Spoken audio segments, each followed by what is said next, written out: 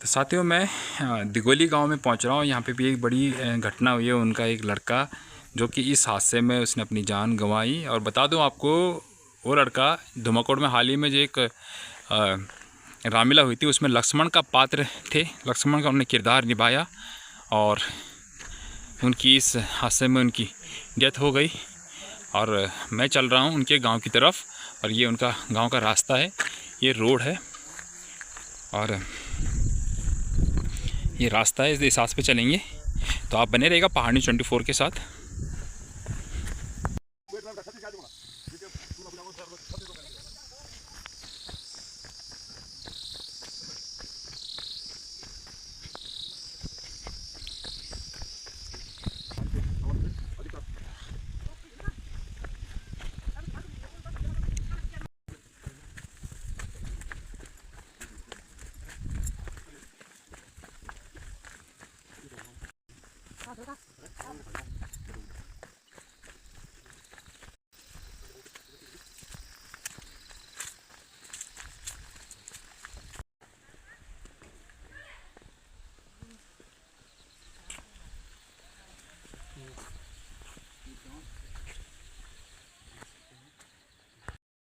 तो साथियों मैं पहुंच चुका हूं उस गांव में जिस गांव में ये मातम परसा हुआ है। जी हाँ, दिगोली गांव में इस समय मैं हूं।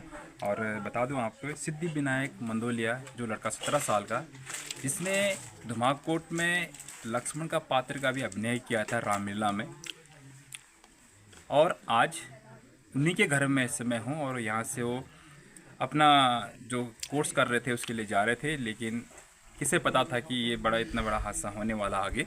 मैं उसी घर में, यहाँ पे भी हर जगह जहाँ आपने देखा अभी स्थिति क्या है बात करेंगे। यहाँ के जो उनके परिवारजन हैं, वैसे स्थिति है नहीं उनकी भी बात करने की, लेकिन फिर भी जितना वो कह सकते हैं मैं आपसे उनसे बात करने की कोशिश करूँगा। और ये गांव है, और इस समय जिस गांव में आप जाओगे इस एरिया में, अगर आप बात करें दिगोली खाल वाला जो एरिया है ये और सल्ट तक, उस एरिया में हर जगह में ये हर गांव में मातम परसा हुआ है। वो आप भली बात जानते भी हैं कि क्या कंडीशन थी उस समय जिस समय ये हादसा हुआ था।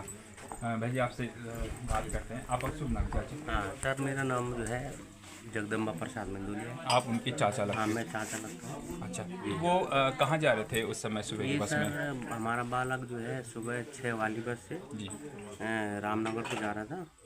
ये बी फार्मा फर्स्ट ईयर का स्टूडेंट था भीमताल में।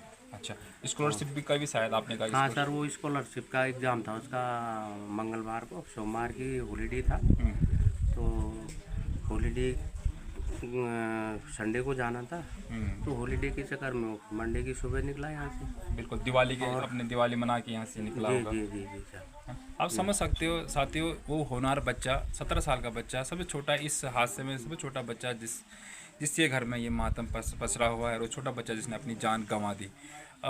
कब आपको हादसे का पता चला सर? हादसे का पता सर हमें सुबह 9:30 बजे के करीब 9 पता बजे चला। करीब। उस समय मैं तो काशीपुर में था। जी जी जी। वहीं से भाई साहब का फ़ोन आया। ये उसके पापा जो है देहरादून थे। फिर देहरादून से आए तब पता लगा। फिर रामनगर आए, रामनगर तक जो है उनकी, हाँ उस डेथ। तो आप समझ सकते, शब्द वो चीज़ शब्द नहीं है, आखिर बोले तो क्या बोले, क्योंकि स्थिति अब कहाँ हम किसको जिम्मेदार ठहरे। आपको क्या लगता है सर, क्या इसमें हमारी जो पहाड़ी जो हमारे रोड है, या ये इसके जिम्मेदार हैं, या जो हमारे जो बसें हैं जो लिमिटेड चलते हैं, या वो जिम्मेदार हैं, या हमारी जो प्रेजेंट सरकार जिस समय जो पूरा इस चीज़ को रेख देख कर रही है, लेकिन वो चीज़ें नहीं बन पा रही जो चीज़ें होनी चाहिए पहाड़ों में। आपको क्या लगता है कहाँ हमारी कमियाँ रहेगी, कहाँ हमें हमारे नेताओं की कमियाँ रहेगी, कहाँ हमारे प्रशासन की कमियाँ रह गई? सर कमियां तो सभी की हैं इसमें, जी लेकिन खासकर ये जो रोडों की स्थिति है और जो ये बसों का है।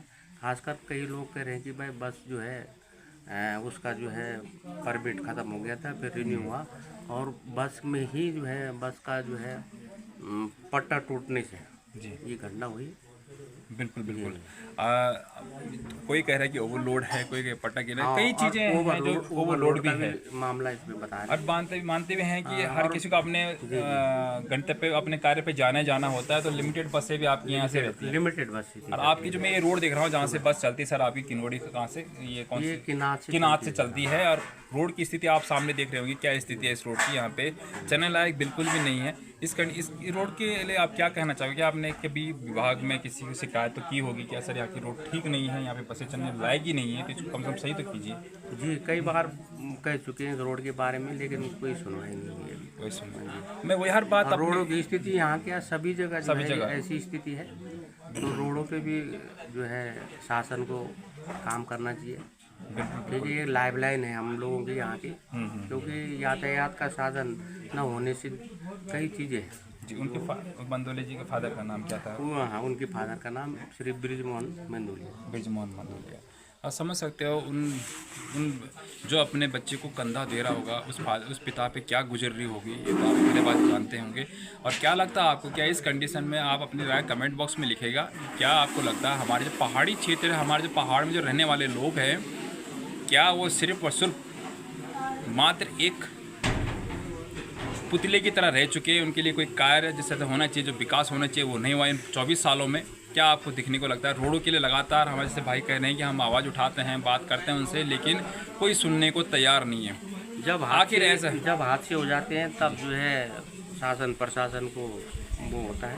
बिल्कुल बिल्कुल। हाँ, और तब जो है झाड़ियाँ काटी जाती हैं, जो गड्ढे बने हैं उनमें मिट्टी भरी जा रही है। यकीन अगर मैं बात करूँ सर, तो यकीन करिए कि आप ये 2-4 दिन का ये खेला है जो दिख रहा है आपको, ये गर्मा गर्मी 2-4 दिन रहेगा, उसके बाद जस के तस ये स्थिति बन जाएगी। आप देखना पिपली मोटर मार्ग का ये 2-4 दिन तक जो है हल्ला होता है, उसके बाद फिर वही स्थिति हो जाती है। बिल्कुल। आपने पिपली मोटर मार्ग का जो हादसा देखा होगा 2018 1 जुलाई को जो हुआ था, उसमें भी यही स्थिति बनी और कुछ दिन 1 महीने तक वो गर्मा गर्मी रही।